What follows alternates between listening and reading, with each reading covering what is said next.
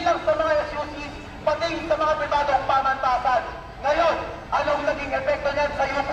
Pagdating ng pagtatapos ng diktadorya at sa sinasabing pagpasok ng demokrasya sa panahon ni Cory Aquino. Alam niyo kung anong kauna-una ang pinatupad na polisiya hinggil sa tuition ng mga estudyante noong 1992. Ano yun? Ano yung kakapit ng tubig? Ang unang versyon ng Socialized Tuition Financial Assistance Program na pinagtatanggol ng mga damuho kahit doon sa mga nakaasul na sinasabi nilang tila gamit ng Diyos, tila hindi mo hulog ng langit, naiiligtas daw ang mga eskwela ng bayan sa pagiging hindi makatarungan ng mga mayayaman dito sa pamantasan. Pero kung titignan ninyo mga kasama, formula na ipinatupad ng SBPAC, ano ibinigay sa atin ito? Puro lang ang tuition increase. Ano ba? Puro pagtataas ng matrikula at iba pa mga bayarin. At ngayon, sinasabi nila, taasan natin yung tuition ng mga mayayaman. Hindi naman kayo maapektuhan dahil kayo naman ay sinasabi nyo naman na hindi nyo kaya itong bayaran. Pero pagkatapos, pagdating ng enrollment, anong kailangan nyo gawin? Patunayan nyo muna na hindi nyo kayang bayaran. Kung hindi, doon din ang bagsak ninyo. Hindi ba? Naging kasangkapan ng SIPA para lokohin tayo. Sabi nga ni Orly, padulasin ang pagtataas ng mga matrikula at iba pang mga bayarin. Kaya naman noong 2006, no? Nangit pinangka na naman magtaas ng matrikula at iba pang mga bayarin. Palagay ko, meron dito, marami nakaabot pa rin ng taong iyon. Unang pinarikadahan sa dekadang iyon, ang Quezon Hall, para po ipagtanggol ang pamantasan. Pero ang ginawa ng UP admin noon sa panahon ni President Roman, nagtago sa UP College of Law para ipatupad yung tuition and other fee increases kasabay ng bagong rebracketing sa STPAC. At ngayong sinasabi natin ngayong panahon ito, na sinasabi nila na dapat mas demokratiko na dahil ilang dekada lumipas, wala na tayo sa diktatorya, may demokrasya na. Pero bakit ang edukasyon sa mga pamantasan hindi pa rin labot ng kabataan? Bakit paparami na paparami ang bilang ng kabataan na hindi nakakapag-aral? Paparami na paparami ang mga kabataan na pipilitang tumigil para lang magtrabaho, para lang mag-ipon para sa kanilang mga pamilya.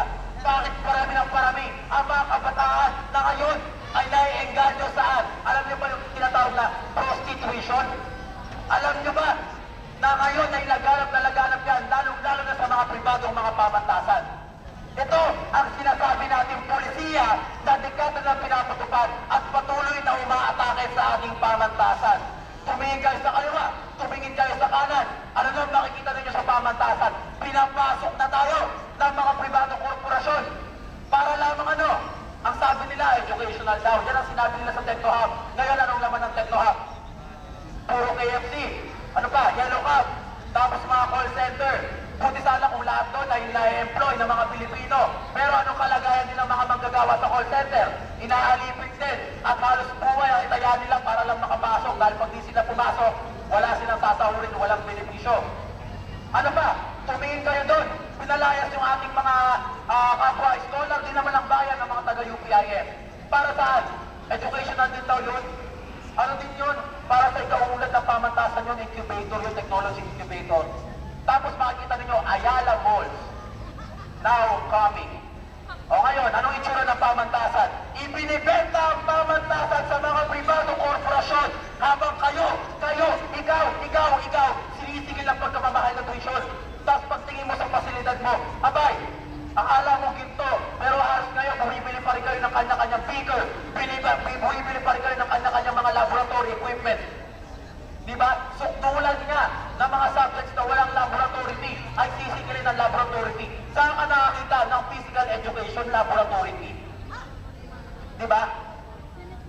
Ganito ang sinasabi natin hindi na makatarungan na dinaranas ng mga estudyante at ng mga kabataan. Hindi lang sa loob ng pamantasan, kundi maging sa iba pa mga SUCs. Sa PUP ngayon, naglulunsad din sila ng strike. Ang itsura ng kanilang mga klase, di ba, yung may tinatawag silang window. Ano yung window? Window na door pa. Kasi inaati yung mga klase nila para lang magkasa sila sa loob. Ano pa? Sliding door din yung kanilang mga banyo. Hindi dahil automatic, kundi wala na sa ano. Wala nang bisagra. Ginagano mo, ini-slide mo para lang makapasok at makapagsigar.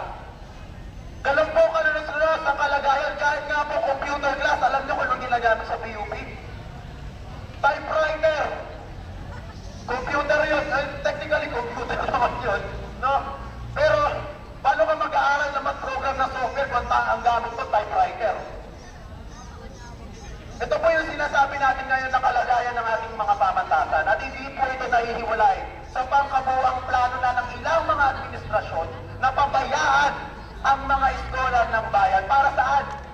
Para ilagay ang budget sa bayad utang. At yung bayad utang na yun, anong mga utang na binabayaran natin? Mga utang na kahit kailan din natin pinakinabangan at ngayon hindi pa natin pinapakinabangan. At ang plano pa nila, magtataas pa ng kung ano ng mga tax. Alam niyo ba yung plano ngayon? Magtaas ng value added tax mula 12% hanggang 15%. Abay, saan ka nakakita ng pamahalaan ng lakas-lakas sumingil ng income tax, ang lakas sumingil ng road users tax, baon naman yung daan.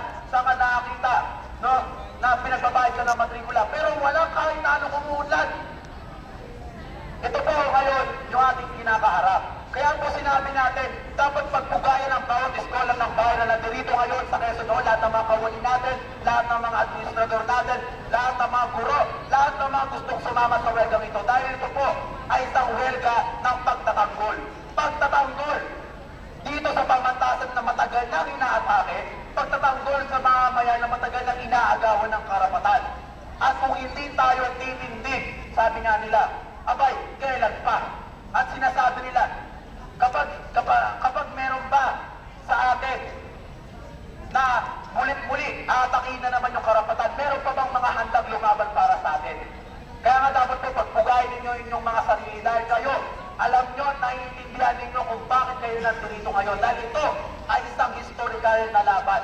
Kaya noong taong 2009, anong inilunsad natin? Ang 2010, yung kauna-una ang UP strike. Pangalawa, anong ginawa natin? Taong 2011, hinigitan natin yun. Lumabas tayo hanggang Menjola. Sinigil natin ang administrasyong Aquino.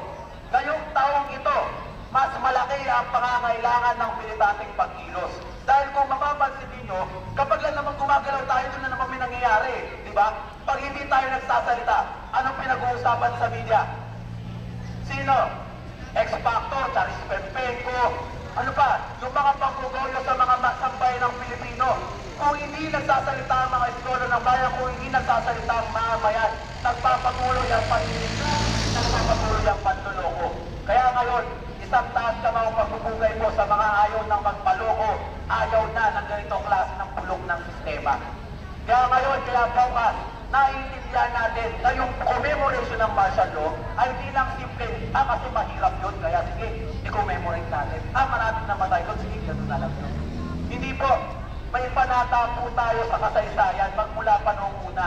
Ilang martir na ng Universidad ng Pilipinas ang nagbuwis ng kanilang mga buhay para lamang po ipagtanggol lahat ng tinatamasa nating mga karapatan sa kasalukuyan kung meron pa man.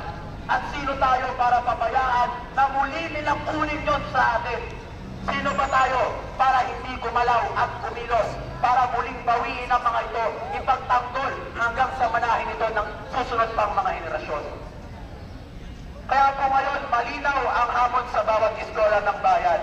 Kung magsasara ang pintuan ng pamantasan para sa atin, para sa kabataang Pilipino, magbubukas tayo ng mga paaralan sa kalayunan, magbubukas tayo ng mga paaralan doon sa pili ng mga magsasaka, magbubukas tayo ng mga paaralan doon sa mga pabrika, dahil doon yung pag-aaral natin, alam natin kung saan natin ilalagay, at doon yun sa tunay na pagbabagong panlipunan.